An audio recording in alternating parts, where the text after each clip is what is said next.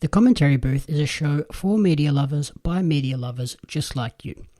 If you want to support the show, go to pariomagazine.com.au.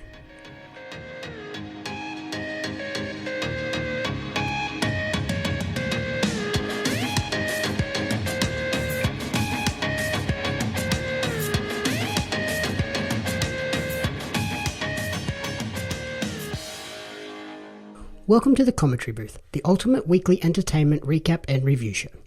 My name is Jamie Apps, and each week I'll be joined by a rotating cast of co-hosts to run you through the entertainment media we've consumed during the week. Along the way, we'll provide you with insightful commentary and reviews. This week I'm joined by a DJ who lists their favourite movie as Scott Pilgrim vs. the World and favourite TV show as Parks and Rec. Welcome back to the show, Jaxon Carr. Thanks for having me, my friend. How's it going? Yeah, not too bad. Got a bit of the sniffles thanks to the old flu vax, but I'm alright. Not good. I'm a bit afraid to get a flu vaccine because I just started a new job and I don't want to get sick. So it's a really bad thing, but I've got time. Yeah, it seems like this current batch is hitting people hard because Mum got hers on Tuesday and she's feeling a bit gross. So Oh, no. it feels like, this one seems to be hitting. Oh, gee. That's not good. I'd prefer to sort of get the weird sniffles now than the proper flu in 3 months. Oh, yeah, 100%. 100%. And how's everything else? The new job has kicked off? Yeah, it started 2 weeks ago. So, yeah, it's really good. Like, the people are nice. It's, it's good to be working full-time again. Like, last week, I was in the office 5 days, I hadn't done a full 5-day week in, I don't know, since like March last year. So, then I DJ'd on Friday for 5 hours and then on Saturday, so I haven't really had some time off, but I got gigs this weekend, but I'll have Sunday off. That's fine. I can sleep. And then did you see all the European Super League news this morning? Yeah, so it was a bit wild, 24 or 48 hours. It's looking like people are going to go, and then I woke up this morning to watch Chelsea at 5 a.m, which was a waste of time. And then, Man City were first to say they didn't want to do it. Then it was Chelsea, and now all the English clubs are like, nah. So I guess that's good. So and then the bloke from Man United resigned, Woodwell, whatever his name is. So it's been a big few days. Juventus president quit as well. So Jesus. R.I.P. the Super League after 48 hours by the looks of it. Yeah. I guess it goes to show it's good that the clubs kind of listen to the fans and everyone, because no one was happy about it. Like, people weren't happy about it. And as much as they were going to get billions of pounds or dollars or whatever it was, it's good to see that they respect their fans. Like, you know what, we don't want to rub them up the wrong way. Yeah, in the end, I think it was all just a way to sort of ruffle the feathers of UEFA and FIFA and be like, hang on, we are the clubs that you really want to support, so we need a bit more out of this. Yeah, 100%. Because, like, if you pay these clubs more, they then filter that money down into their development academies and all the other sort of clubs and stuff. So it filters down eventually. It's just a matter of doing it, I guess. Yeah, and the Chelsea loan machine, they have like 4 teams worth of players out on loan, so that's always good for other clubs and good for them. Like, look at Mason Mount, how well he's going this year and Reece James as well after a couple of years on loan. So, yeah, I guess it also benefits them in the long term as well. But, yeah, it's good that they're not doing it. And then on to the stuff we've been watching and whatnot. Last night we got to head to the premiere of Mortal Kombat. What did you think of the movie? I'm still recovering from how violent it was. I didn't watch any trailers before going into it. I like going into movies cold turkey, and me being Jaxon and Jax, I was drawn to the character of Jax, which I really liked. But there was one actor that really stood out for me, and he was hilarious. Josh Lawson. And it's probably an actor we had no expectations for either. It was like, oh yeah, he's in the movie, cool. Yeah, I had to Google who he was, and then I was like, oh yeah, I've seen him on TV, and then I think I watched him in a show called House of Lies or something, and he was alright in that. But in this movie, oh my god, just everything he said was funny. Yep, yeah, Josh Lawson definitely steals the show in this one, I think. And from the sounds of it, in the little interview thing that they did before the movie, most of his lines were just sort of ad-libbed or on the fly. Yeah, you could kind of, I guess, you could kind of tell that with a lot of like his sense of humour and stuff. But yeah, he was just on fire with everything he said, which was hilarious. And I actually put I put a thing. I had a few beers when I got home because that's me, and I put a thing on my story just saying, "Oh, I didn't really think much of Josh Lawson," and then he was in the movie and he was actually hilarious. And I tagged him, and then he replied, and I go, "I'm just disappointed you didn't say the C word." I said the actual C word, but for our children out there, whatever. And I said, "I'm your new biggest fan," and he goes, "I tried to say it, but they cut it out." So he must have wanted to, because when he was being interviewed, he was saying like, I just went full Aussie and I just really talked it up. So he probably wanted to go even more extreme. But yeah, he was wonderful. Yeah, they said they told him just make him as quintessentially Australian as you can, and obviously the Oz C-bomb is pretty common here, so that was interesting to learn that, yeah, they cut it out on him. So I'm trying to think where he would have said that. Oh, I reckon he would have been talking to someone and just been like, I don't know. It'd be interesting to see if they still release DVDs and there's like remove scenes on stuff, or if there was any like footage that popped up of him saying it, because after he said that, like if that was me, I'd try to fit in every single word. So he really did us Aussies proud. Yep, yeah, he was probably my favourite part of the movie. Like I didn't have any expectations for Kano. He was always one of my least favourite characters from the game, but yeah, Josh Lawson just took him to a new level, and I'm like, okay, Kano's actually pretty cool now. Yeah, I want to get the game, and I'll go and do like a tag team and fight with Jax, because I was with Jax and Kano. He really made the character for me. He was wonderful. How disappointed were you when Jax lost his arms in the first like 10 minutes and looked like he was dead?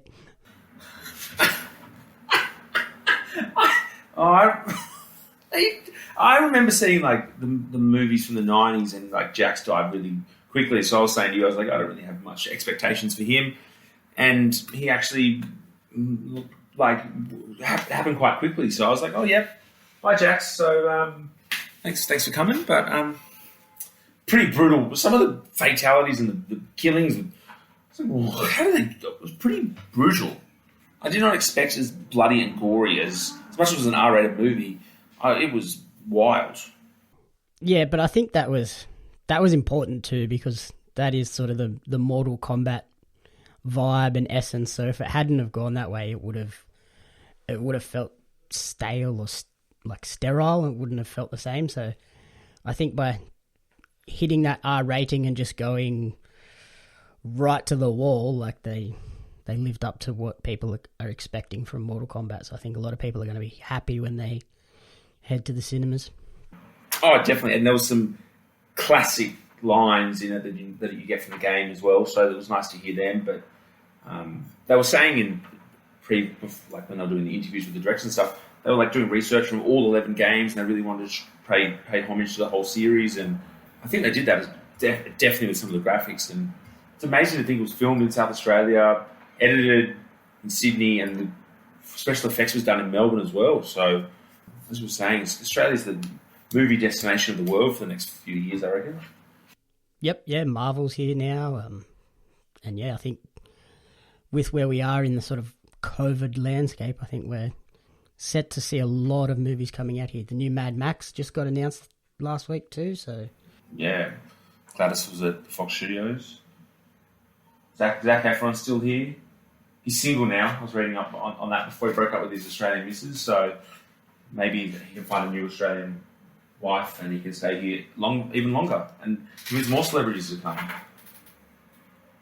Gossip Jax, XOXO.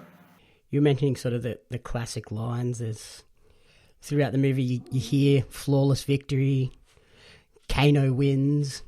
Then there's obviously one of the most iconic ones, the get over here. But unfortunately we missed out on finish him. Yeah. I thought that would have been nice at some fights throughout the thing, but you got to see the soul sucking and everything, but not the finish him. I think that was missing. That would have really put the icing on the cake. Yeah, and there's like that perfect point towards the end of the movie where the player is like obviously the person in the fight is obviously defeated, and he's just standing there waiting for it. And I was like, come on, say it, say it, say it. And they didn't say it. I was like, oh, you missed it. You missed that one perfect opportunity for it. And especially when the player was like wobbling around like they do in the show, you're waiting for in the game, and then you're waiting for the finishing move. You're like, okay, sweet, you can say it, but nope. Maybe they can do that if there's a sequel, but I'd be disappointed they didn't do that, definitely. But they did manage to get a lot of the characters in there. So we've got, who'd we get? Sonya Blade, Jax, obviously, Kano, Scorpion, Sub-Zero, Reptiles in there in a whole new fashion, Goro. But there was a couple that they left out, by the looks of it, very intentionally. My favourite, Cabal, was in there. He was always my favourite to use in the game, but he was interesting in this one as well and played a pretty important role. Yeah. So I honestly do think people that enjoy Mortal Kombat are going to really have fun with this one, even though the plot is a little bit, whatever. But I guess when you're basing a whole movie off a fighting game, you can't be expecting the Sixth Sense depth of storytelling there. Yeah, I was thinking about that. I thought the plot was a bit all over the shop in places, and then it felt like they rushed through certain things in certain ways, and they might have done other scenes that they got rid of that would have made it stick together more, and they might have just wanted to have more fights. But yeah, I felt like sometimes things got rushed quite quickly, and I'm sitting there going, "You two are way too friendly with each other at the moment, or you know this." And yeah, I just there's a few flaws in it, and that some of the acting could be a bit better, but the violence and the fights and the characters really makes up for it. So I really enjoyed it. Yeah, I felt Lewis Tan, who plays the main character, Cole Young, was a bit sort of stiff and probably the least interesting character in the whole movie, which is a bit weird to say as sort of the main character, but I think all the wacky characters around him make up for it and make it an enjoyable watch. Yeah, especially Kano. Yep. Yeah, that's our big takeaway. If you're going to go watch this movie, be prepared to just laugh a lot at Kano's one-liners and everything. Josh Lawson, well played. Bring him back. Don't recast any. As long as he gets his job back, that's okay. Yeah, I'll see anything with him in it now. So hopefully he can bounce on from this and get some more big-time roles, because he really stepped up and he was really good. So. And in very exciting news, we have a double pass to see Mortal Kombat to give away to our listeners. All you have to do is head on over to our Instagram page, like the post of this episode, and share it via your stories and tag us in the post. And then we will pick a winner and send it out to you next week. You finally got around to watching a movie that we've been long discussing you wanting to watch. That I even booked tickets to the movies to see it. And then me being me, I went and had a big night and didn't end up seeing it. So King of Staten Island, it was on binge, and I finally sat down and watched it. And I love Judd Apatow. He's one of my favourite directors. I've never really... Pete Davidson, I've always been like, oh, he's funny, he's a bit weird, but it was a very good movie because Pete Davidson helped write it, and it's basically loosely based around his life. And in real life, Pete Davidson's father died in the September 11 attacks because he was a firefighter. And then in this movie, Pete Davidson's father died when he was a child. So obviously, it was before this happened, in a fire at a hotel. So I think they didn't want to have to deal with the whole terror attacks, and just Pete was like, okay, we'll do this. And it's just about his life growing up in Staten Island and him just being like this degenerate that just wanted to have a tattoo parlor and had Crohn's disease and just really fighting over the death of his father. And it was just a really good movie. Even Judd Apatow's daughter was in it, Marissa Tomei was in it, Bill Burr was in it, and I started watching it. I felt like I wanted to cry and I wanted to laugh in it. It was really touching, and it was just about this man with his struggles with depression. And yeah, I thought it was it could have been a bit shorter, like it dragged on for a little bit, but yeah, I really enjoyed it. I'd love to see more things that Pete Davidson writes because while he's funny, he seems he can be a serious guy as well. So yeah, it was definitely a much more sort of emotional and deep movie than I was expecting. Heading into it, I was thinking it was just going to be some silly sort of like stoner type movie because that's kind of like the character that he portrays. But yeah, it was much more than that. Yeah, I was sitting there thinking like, okay, it's Judd Apatow, so it's going to be funny like all these other stuff. And yeah, as you were saying, stoner, and Pete Davidson's a really funny guy, but I guess it got to show like his serious side, and it really touched me, and just some of the things he was going through, I was like, oh, I can relate to that, and they also did have the stoner factor because they were sitting in the basement all the time, and he just wanted to be a tattoo artist. But shorter movie, if it was shorter, it would have been better. But I'm very impressed by it. I'm not going to lie. Yeah, and I love the sort of the character dynamic between Pete Davidson's character and Bill Burr's character. Like the way that they develop throughout the movie was so good. Yeah, and I was quite touching to see. And then I also I was thinking about it. I reckon that Pete Davidson probably had a lot of resentment towards firefighters when he was younger. And I think his life trajectory was kind of in the same move, like did what they did in this movie as well. So I think he's a lot more accommodating, or like he likes them now and stuff. And he might have a father figure or like a figure in his life that's that he now likes firefighters. So yeah, and I love at the end when he's doing the tattoo on his back. He's like, "You're not drawing this, are you?" And he's like, "No, definitely not." And then the camera pans around. He's like, "That's exactly what he's drawing." Yeah. But the tattoos were horrible. Yeah. Yeah, if I got any of those tattoos, I would not be happy. But I guess part of the character development. Like, not all tattoo artists are going to be great first time, but I don't know why he was called the King of Staten Island, but maybe because he never left. But I was reading reviews about it before I saw it, and not many people liked it. But I guess it's one of those movies that touches people in different ways. And I guess if you've had any issues that you can relate to, like in the movie, like depression, or like you've gone through something, you're kind of watching like, oh yeah, I get that, I've been there, or like I can relate, and you empathise with them. So that's a reason I guess I quite really enjoyed it. Yeah, I guess I could see where people didn't enjoy it, but for me it was better than I expected, so I was happy with it. Yeah. Because like I wasn't heading in with sort of any real expectations. It was something that I saw a few ads for, and I was like, okay, whatever, and then chucked it on. I was like, no, that was actually really nice. Yeah. I'm happy I didn't see it at the movies because I watched it now, and now we've got to talk about it. So it was wasted, $12.50. But the movie theatres needed that money because of COVID, so it was a donation. I'm just being a good bloke. Just looking out for the industry. Yeah, you know me. Good man, Jackson. Yep. And then over the past weekend, I watched a movie on Amazon Prime that I think you could probably relate to a bit. I feel like you've probably experienced some of the stuff that happens in this movie. I watched The Sound of Metal. Have you seen that around at all? No, I got Amazon Prime back, but I haven't watched anything on it. But no, I literally have no idea what this is. I'm intrigued. Okay, so it's a 2019 drama starring Riz Ahmed, and he plays a metal drummer who loses his hearing. So he starts having all the tinnitus, and then eventually it just gets rapidly bad and he goes deaf.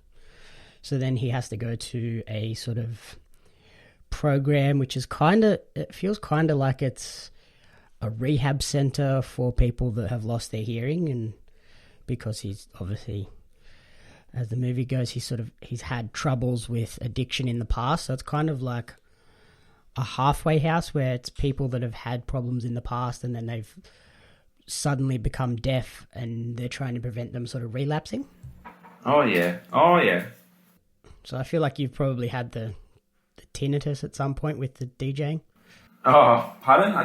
I have to turn my volume up all the time on my... No, my ears aren't that bad. I've been quite lucky. I wear earbuds. But yeah, no, my ears are bad compared to, I guess, 95% of the world. So yes, I definitely could relate to that, actually. And other things that you just discussed, maybe. I don't know.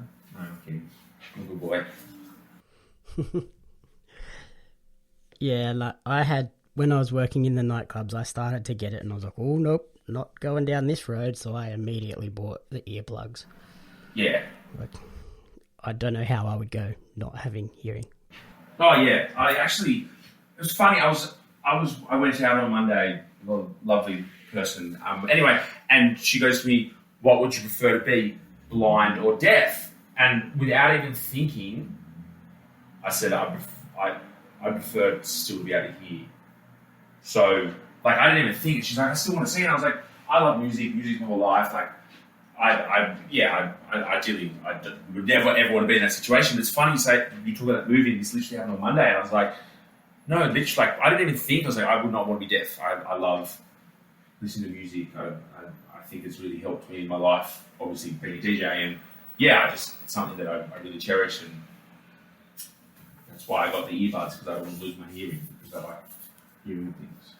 Yeah, both would be horrible, but yeah. Oh yeah, deaf would be a nightmare, and especially like for this guy as a traveling musician, like losing his hearing is just devastating.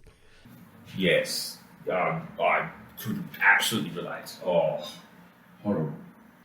So yeah, this movie, it was nominated for 6 Academy Awards, including Best Picture, and 4 BAFTAs of which the top 2 were Best Editing and Best Sound.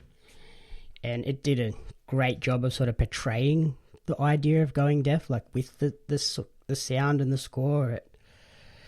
It'll show you, there'll be a scene happening and it'll be from just like a regular fly on the wall perspective, and then it switches to his perspective and it's all like really muffled and blurred. It's like, oh yeah, this would be horrible. And Amazon Prime. Yeah, I'm writing this down. It's one, you're always very, very good at convincing. I just have this never-ending list of things I need to watch thanks to you all. So thank you. Yep. And then, yeah, like I was doing some research and I found out that for this movie, they actually hired a big proportion of their cast from the deaf community. So it's not just a movie that's like cashing in on this idea. It actually put money back into the community and try and help these people. Oh, that's so nice. And Riz Ahmed, for 8 months leading up to this movie, he spent 2 hours a day learning American Sign Language, so he actually can now speak American Sign Language. Oh, that's great. He also did 2 hours a day in drum lessons, so that when he did have those drumming scenes, they didn't look forced or fake. Like, he actually can play the drums to a competent level now. And then he spent 2 hours a day with a personal trainer to get sort of in shape, because there's a lot of this movie where he has no top on when he's drumming. And then the rest of his time was with an acting coach. So he definitely put in the effort, and it paid off. It definitely paid off with this one. Yeah, wow, that's really cool. Like, hearing that he kind of like went above and beyond, became a bit of a method actor, and was like, "Hey, I need to do this. I need to do this." And I guess it really showed in the fact that it had all those BAFTA and Academy Award nominations, because if you have main actors that committed to the role, it's always going to be a good movie.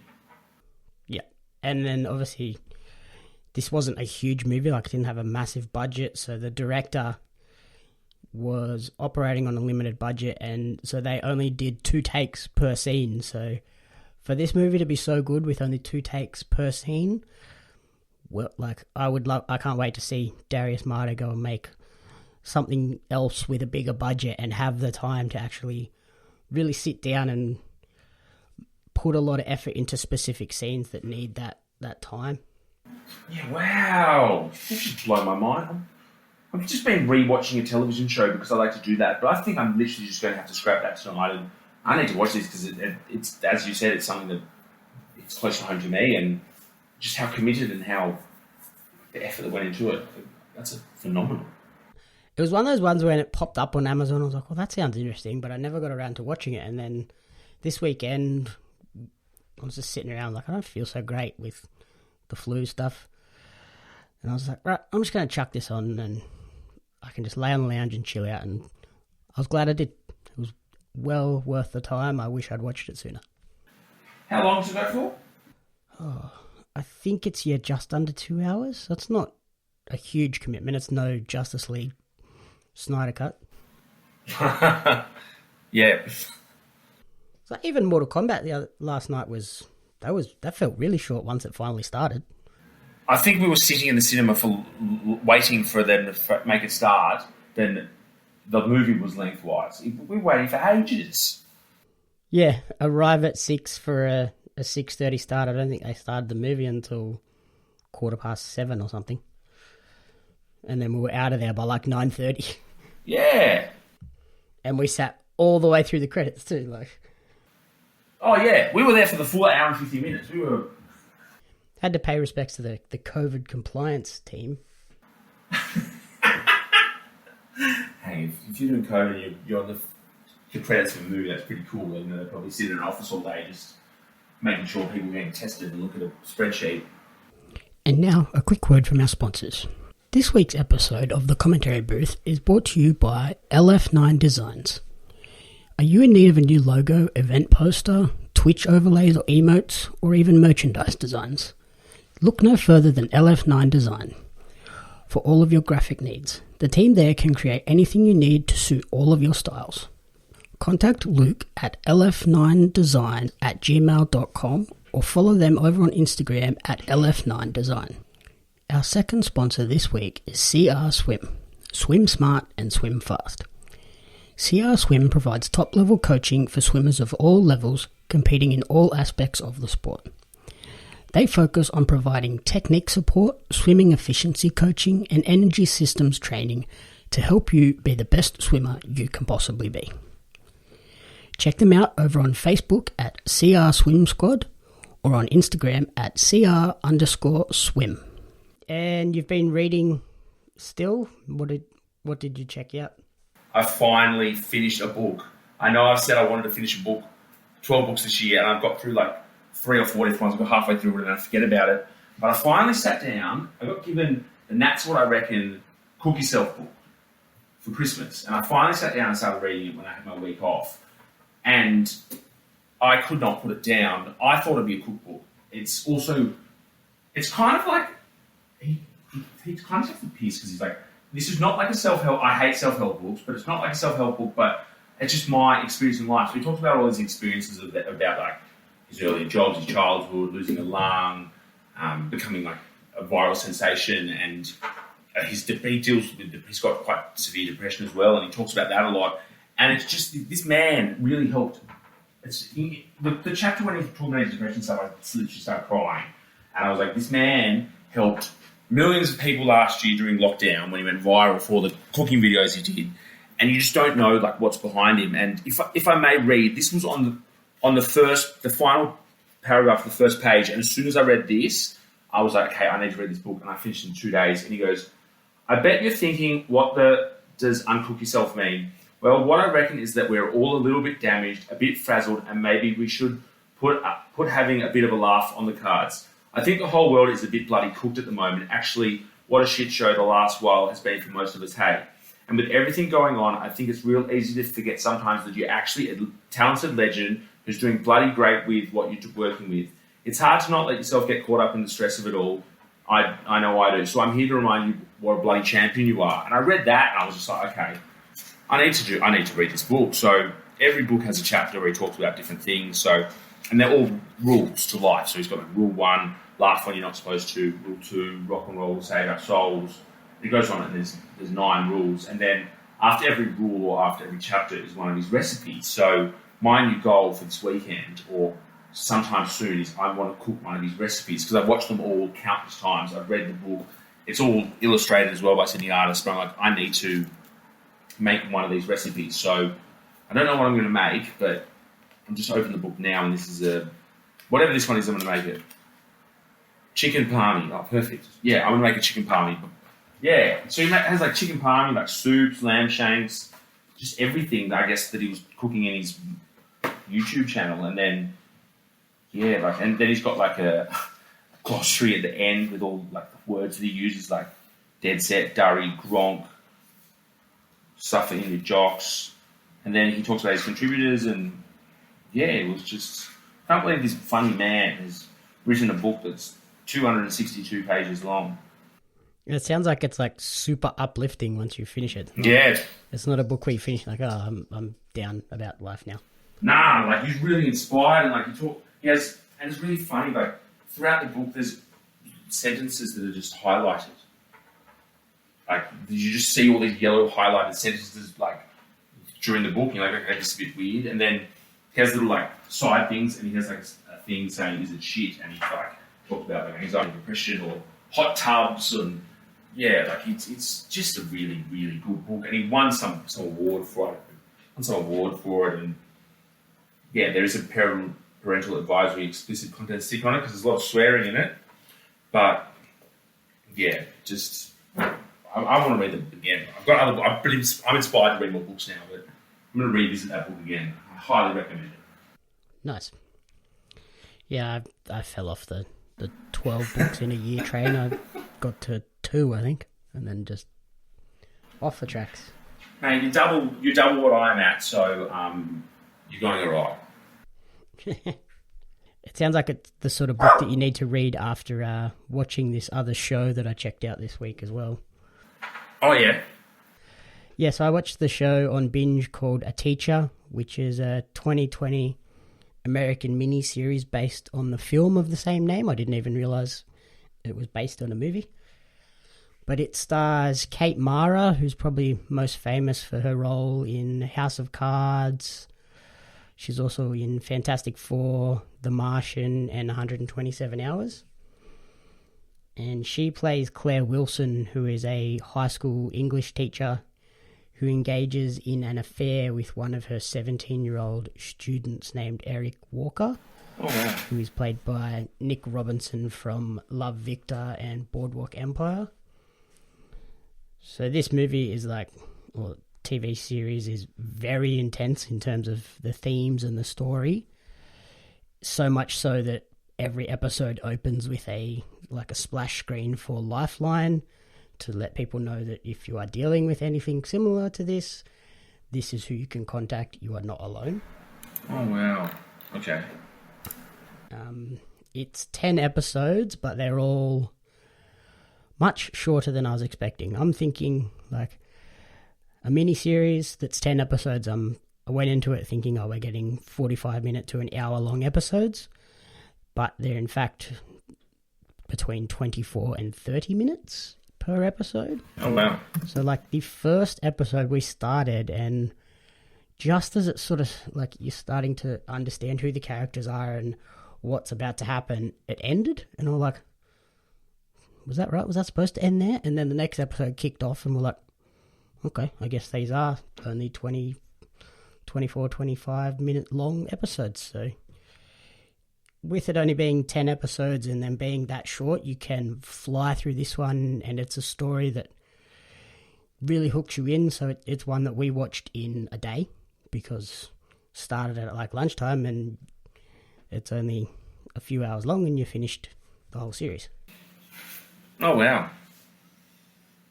Guess it's an easy way to binge it. That's why it's on binge, I think. Perfect. But yeah, because it does deal with these very intense themes, it's difficult to watch. It does a great job of portraying that sort of manipulation that's occurring in a relationship like this, where throughout the whole series, Claire is sort of seeing herself as the victim of what eventually happens when everybody finds out about what's going on. Yeah.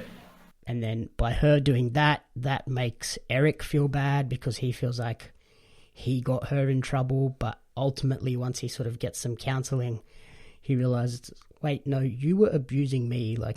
You were in the position of power. You should have been able to say no and stop this. And then, so you realize that, yeah, they both got hurt from this, but yeah, she was ultimately the one to blame. Oh, wow. Yeah, of course. But yeah, watching it, Claire immediately breaks all the rules. Everything that's designed to protect teachers from allegations or prevent anything like this from happening, out the window, straight away. It doesn't mess around with getting into what's happening. So in the first episode or two, she begins tutoring Eric off campus. She drives him home alone. She takes him to a university to check out their campus, where it's just those two. So they're on this big road trip together to go to this uni campus, and then they're walking around and people just think like, oh, she's just a girl that he knows. They don't think, because she's not she's one of those sort of early career teachers. She's not like an old lady. She's quite young. Yeah, we had one of those at school, and we went on a school camp once for like 10 days, and I swear this teacher was doing something with one of the guys. Actually, I completely forgot about that until right then, but yeah, I think she was like early 20s. So yeah, I'm just, when you're talking about these two, this show, I just picture in my head the boy in my year and this teacher. Wow. Wow. And yeah, like she meets Eric alone at his house, and then but then there's a few rules where she's like, okay, I'm not going to break the rules. So like when they're having a chat after class, she keeps the door open to prevent anybody having any suspicions.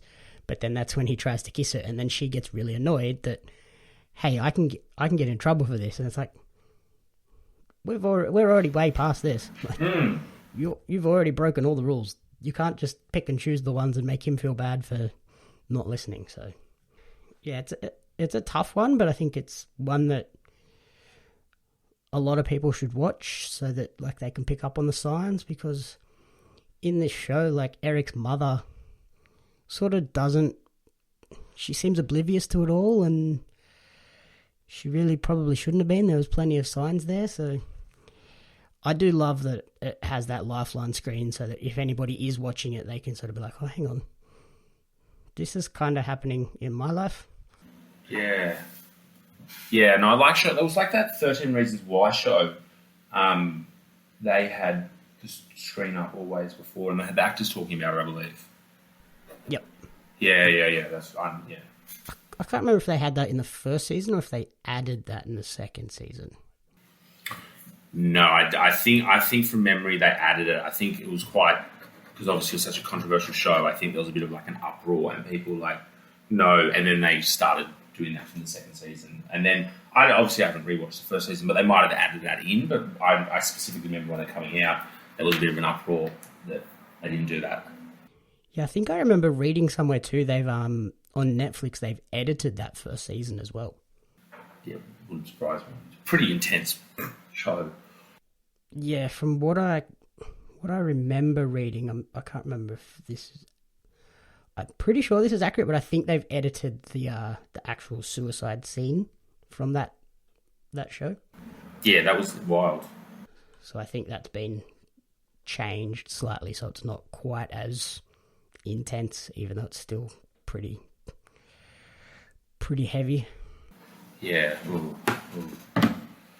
But yeah, again, that's another like important show that I think a lot of people should watch if they can, and if it's not going to be too triggering. Yeah, cool.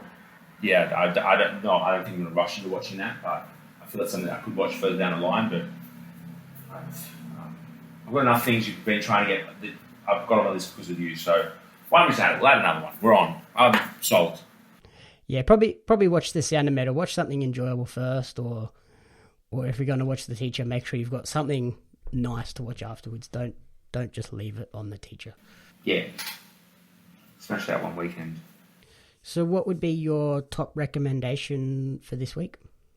I think you could probably guess. And that's what I reckon. Like, it's just it's very good if you like him, if you like cooking, if you're sad, or like you've been through depression, or you're not feeling 100%, you just read this book and it's just very uplifting, and I guess you just know that you're not alone if you're going through struggles. So very easy read. Bonuses that you've got recipes in there so you cook yourself food as well, and yeah, I can't talk it up more highly. Perfect. For me, it's probably breaking the rules, but I would say Josh Lawson is my pick of the week. Like, well played, Josh Lawson. Yes. But if I have to pick a property, I'm saying watch The Sound of Metal. Yeah. Josh, yeah, cool. I like that. Josh Lawson's the person of the week. And then, yeah, okay, I will watch The Sound of Metal. That's definitely something I know. I reckon I might watch it after I've had a big night DJing, because then I'll probably be like, you need to stop doing this for your own protection. Yep. Yeah, good thinking. Perfect. Okay. Thank you for listening to the commentary booth. If you enjoyed the show, please remember to rate, review, and subscribe. You can follow me on social media at JamieAppsMedia and at Pario Magazine. You can follow Jaxon on Twitter at Deckhead. Perfect. Thank you. The Commentary Booth is a fan-funded production of Jamie Apps Media. You can support the podcast alongside our new magazine, Pario Magazine, on Patreon at patreon.com/Jamie Apps Media. The following people have supported at the publisher level or higher, and you cannot fathom how incredibly appreciative we are for their support. Brian and June Hart, Courtney Paulson, Tracy Apps.